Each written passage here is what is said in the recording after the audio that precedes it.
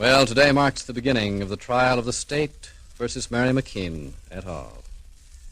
Last night, Elizabeth Wren, Nan Apthorpe, and lawyer B.H. Murtaugh, who has been appointed special prosecutor, held an elaborate celebration in the best nightclub. Yes, they feel very sure of themselves, very sure things are coming their way, especially after Murtaugh received a phone call saying that Perry Mason had been recognized by a newsboy and that the police had a dragnet out for him. Well, dragnet or no dragnet, Mason must go ahead with his own plans if he's to save his client Mary McKean from prison, if he's to save his own good name and freedom. And so this cold gray morning, as we join Paul Drake, Mason, and Della outside a condemned apartment building on the west side of the city, we hear... This building, Paul? Yeah, according to Peaches. What's wrong, Chief? It's been condemned. It's boarded up. No one's living in it. No one was living in it when Doc took those pictures, Perry. Peaches was very definite.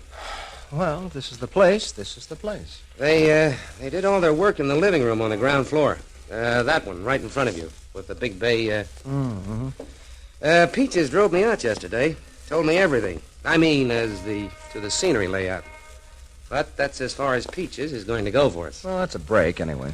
The hospital flats were set against the rear wall of the living room. Caught the light better that way. We can't put on much of a show with the light we'll get on a day like this, Paul. Well, we won't depend on the weather, Della. No? I've made arrangements to run a cable to the next-door apartment building. Peaches says that's how it was done in the first place. Oh, good for you, Paul. That'll cause talk. In the right places, I hope. Yeah, and it'll give us plenty of light, too.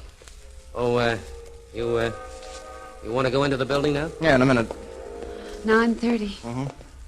Mary goes on trial in half an hour. Della, let's stick to one thing at a time. Say, what are you doing at that window, Perry? I just wanted to see if people might notice what was going on from the street. And? Yeah, they can, especially if floodlights are used inside. We'll use plenty. The whole neighborhood will think we're nuts. Fine, since everybody thinks movie people are crazy. Anyway, Della, you're going to be the leading lady in this opus. Me? You resemble Mary enough to fool the casual observer. In fact, I'm hoping we'll hand at least one casual observer a good shock. Well, if... Now, you've got a young and handsome operative who can do for Jim Randall, Paul? Yep. Picked him out already. Good. Hear that, Della? Young and handsome. Aren't you interested? Well, no harm mixing business with pleasure, I always say. Oh, now, baggage. Come on, cheer up. Paul, the equipment all lined up? You bet. We've got enough cameras and sound stuff to make people think we're doing another Gone with the Wind. Of course, I won't guarantee everything will work or that my boys will know how to work it. But they've been briefed on how to put up a convincing bluff. Well, that'll do. And you won't need to worry about a man in the bunch, even if there is a $750 reward out for you. Well, I'm relieved. Incidentally, what was that stuff on the radio about you two? Police dragnet, arrest expected soon and stuff. No, just routine. That newsboy business wasn't routine. I think a newsboy did recognize Perry. Okay, so he recognized me. But before they can close that dragnet tight enough, we'll get this done. Well, I hope you're right, Perry. The report was unusually positive. And with Mary's trial getting underway, well, they sure didn't lose any time, did they? Somebody brought a little pressure to bear. Murtaugh. Say, how do you like him getting himself appointed special prosecutor? He's a good lawyer. He is. I just hope that Jackson can stall him long enough for us to dig out this information.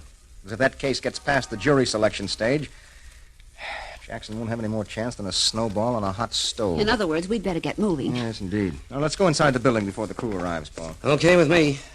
You get in through here. Hey there, you! What, Chief, it's a policeman. Here goes my license. Your license? Here go our necks. Oh, Chief. Take it easy now, Della. Don't lose your head and watch what you say. You going to bluff it out? I'm certainly going to make a try. What's the trouble, officer? I want to know what you folks are doing around this condemned building. There have been 2 complaints already. Oh? About you acting suspicious. Well, who made these complaints, officer? That's neither here nor there. No, I suppose it's not. Well, as it happens, we're planning to take some movies using this building as a background. Yeah? May I introduce Mr. Tyler, our producer? My name is Patterson. I'm the director, and this is our star, Miss Stone. Glad to meet you. Here are the permits. Apparently you weren't on this beat last spring when our company was making a picture. Wait a minute. Sure, I remember. Are you the same outfit? Well, we're part of it. And you're going to make another movie? No, same one. These are retakes. Certain scenes wouldn't pass the censors. Oh, I get it. Where's your cameras and stuff? Well, we're waiting for them now. We hope to get set up this afternoon, start shooting at once. Don't look like you'll have a very good day. No, we'll have floodlights, and we'll be inside the building. Weather won't stop us. Maybe you remember the people from our company who were here before. I can't say I do. I had enough on my hands keeping the street clear. I hope you're not going to have a mob of people peeking through the windows. Well, you know how it is, officer. People are always interested in the movies. Well, of course, I'll have to report this. Tyler, you know something? The officer here might be just the man we're looking for. Us? Yes.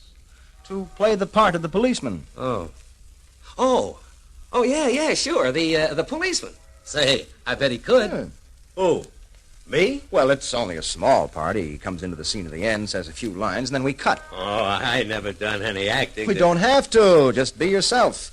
I'm a great believer in realism. I guess I could show some of those hams how a real cop acts. Well, now you're catching on. Give the wife and kids a boot to see me on the screen, too. Well, suppose you talk it over with her and let us know, huh? I'll do that. Well, I guess I better get back on my beat. Oh, by the way, Yes? what's the name of this picture? We're calling it Framed. Good title. Oh, yeah. Well, see you later, Mr. Patterson. You bet. Well, for a movie star, you're mighty silent, Della. You never opened your mouth. I couldn't. My teeth were chattering so. Well, you weren't the only one, Della. I thought we were dead ducks. Especially when I pulled out our permits. Say, if he'd looked at the papers I held out. Well, the point is he didn't. We'll have him in our hair from now on. Yes, but somehow I think he'll neglect to make any reports of it. If he makes a report, he won't be able to act. Oh.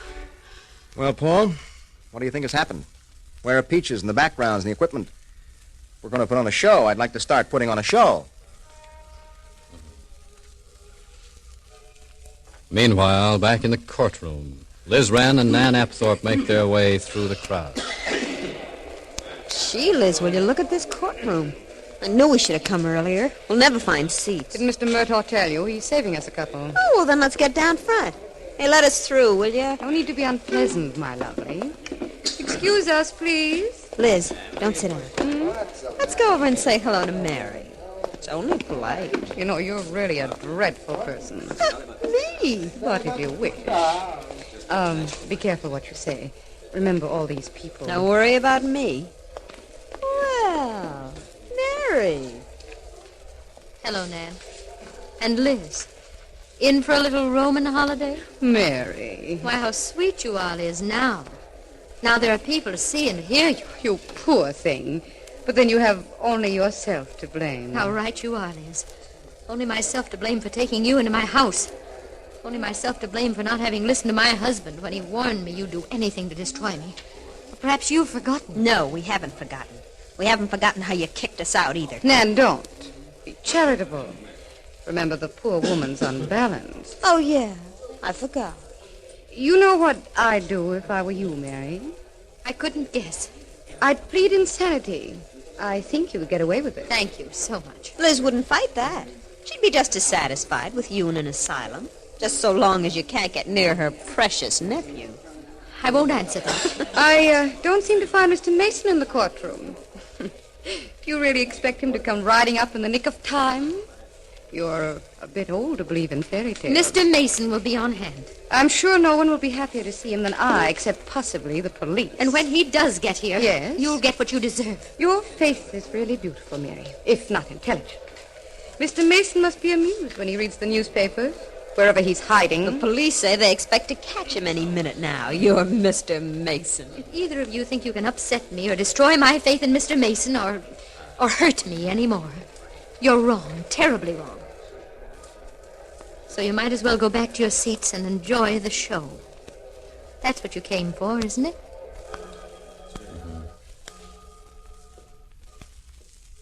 In just 1 minute, the judge is due to enter, and the trial of Mary McKean is slated to begin. And meanwhile, Perry Mason is... Oh, but won't you join us tomorrow? Say, are you doing dishes the new way with Tide? Tide, you know, is Procter & Gamble's new dishwashing miracle. There's never been anything like it. Why, Tide washes dishes cleaner than any soap made. And Tide cuts grease better than any soap made.